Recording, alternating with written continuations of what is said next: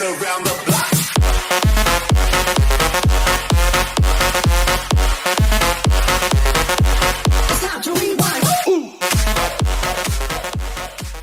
Well, thanks a lot, Jordan, for coming and doing the interview. Yeah, no problem. It's funny, I'd planned all these questions, and then we've just had a chat before rolling about your interest in entrepreneurship. And maybe that could be the angle we could use on the podcast, because maybe it's not what you've talked about on a lot of other podcasts. So I might just shut the laptop and we might go down there, if that's all right with you. Yeah.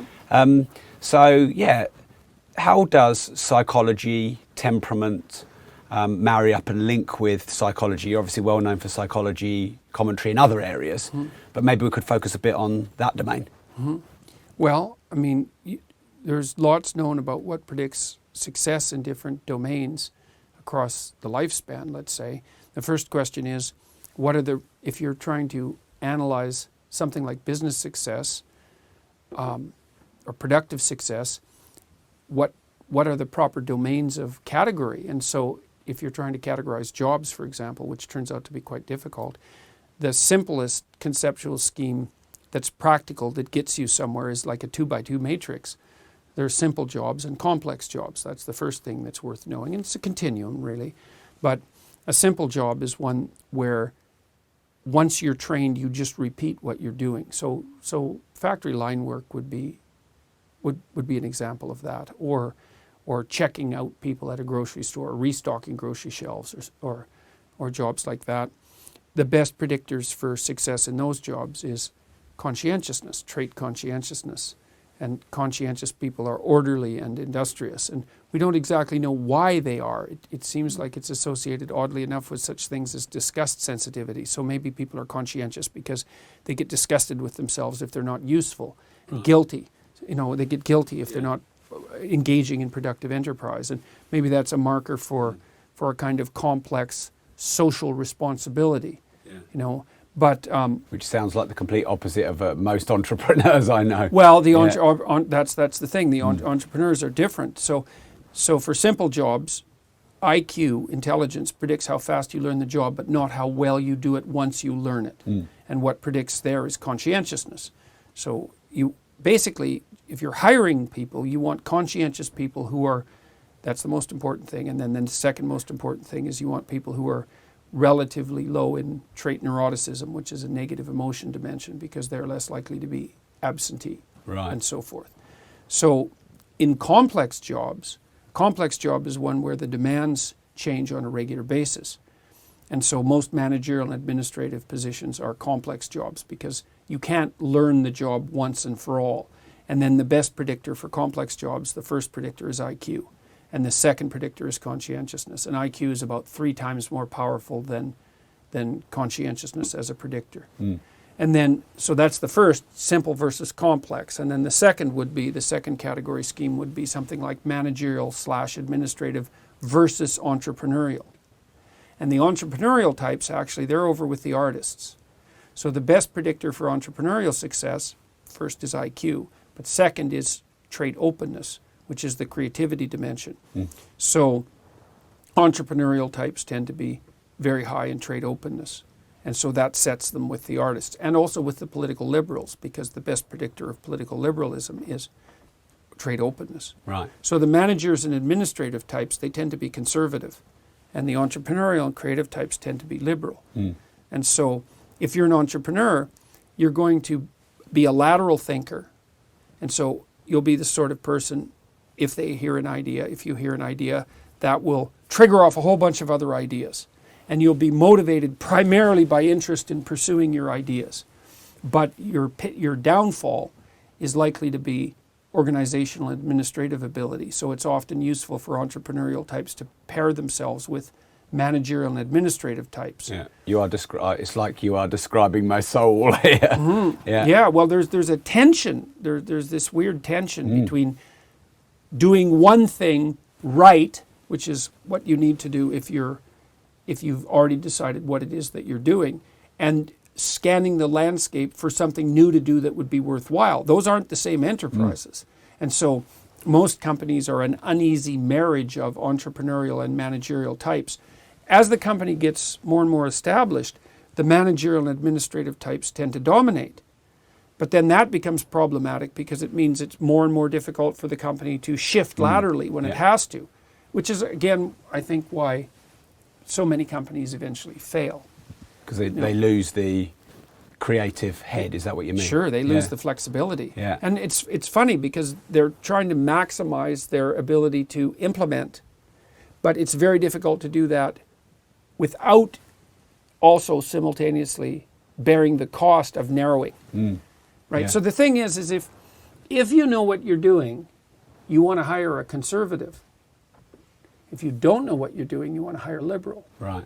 Right. So Yeah. that's a way of thinking about it temperamentally. It's also a way of parsing out the political landscape to understand, at least in part, why you need conservatives and liberals. Yeah. So Well, I mean, I find a business is like a family.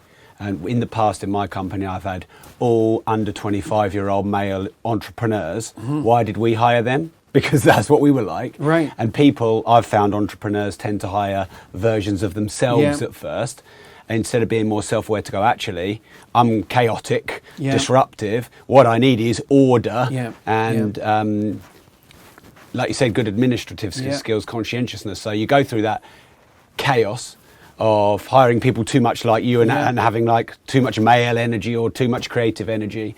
Then you maybe react and hire a lot of administration and conscientiousness, and then you maybe lose the soul in your company. And then the creative's trying to drag the company forward. Feels like he's getting held back by everybody. well, and it is. But the funny thing, it's needed to hold him back, but they've got to let him go as well, or her, haven't they? Otherwise, that's the problem. The fundamental problem is most new ideas are stupid, dangerous, and counterproductive.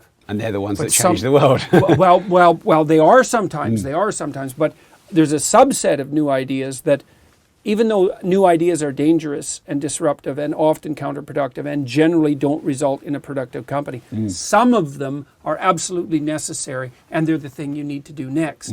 And so, and that's a very difficult problem to solve, because it's the fundamental problem of innovation. It's like most innovations aren't justified or warranted, but some of them are absolutely crucial. So how do you distinguish between them? And the answer is, well, we don't know.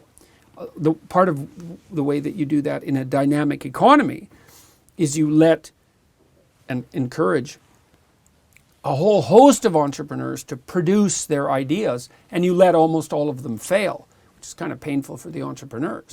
But limited company and all those kind of structures are set up to make that more safe, aren't they? Right. Yeah. Well, those are. This is something that's massively underappreciated. It is. I would say, on the liberal left end of the political spectrum, is people just don't understand how absolutely revolutionary the idea of a limited company is. Because what a limited company allows is, a limited company allows your idea to die instead of you. Yeah. And that's a big deal. Yeah, otherwise no one would take the risk, would they, of creating anything? Well, that's right. No one could bear the risk.